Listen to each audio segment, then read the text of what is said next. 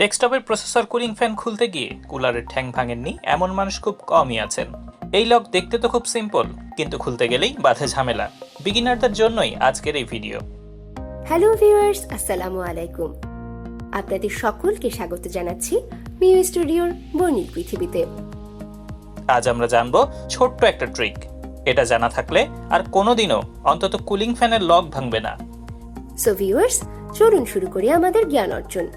Cooling fan বা processor খোলার আগে অবশ্যই বিদ্যুৎ সংযোগ বিচ্ছিন্ন করে নেবেন, আর কখনোই বন্ধ করে সাথে সাথেই খুলতে যাবেন না, কারণ প্রসেসর প্রচণ্ড গরম হয়ে থাকে। তাই বলবো অন্তত আধা ঘন্টা অপেক্ষা করুন। সবার প্রথমে সিপিইউ কেসিং এর দুই পাশের ডালা খুলে ফেলুন। আমরা এক পাশের ডালা খুলে প্রসেসরের কুলিং ফ্যান খুলতে গিয়েই লক ভেঙে ফেলি। দুই পাশের ডালা খোলার পর কুলারের পিনগুলো আনলক করতে ঘড়ির কাঁটার বিপরীত দিকে ঘোরান আর আলতো করে উপরের দিকে টান দিন। পিনের উপরেই লেখা থাকে কোন দিকে আনলক। চারটা পিনই আনলক করার পর ব্যাক সাইডে দেখবেন হুকের মাথায় কালো অংশ দেখা যাচ্ছে কিনা। থাকলে আগের মতো পিন ধরে টান দিন, আর না থাকলে এই হুকগুলো আলতো চাপ দিয়ে ভেতরে ঢুকিয়ে দিন আর অপর দিক থেকে পিন ধরে টান দিন। এ পাশের হুকগুলোই টানাটানির কারণে ভেঙে যায়।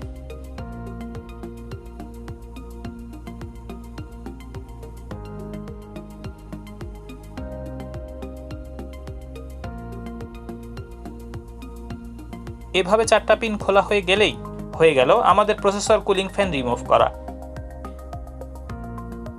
আজ এই পর্যন্তই। ভিডিওটি ভালো লাগলে হিট দ্য লাইক বাটন।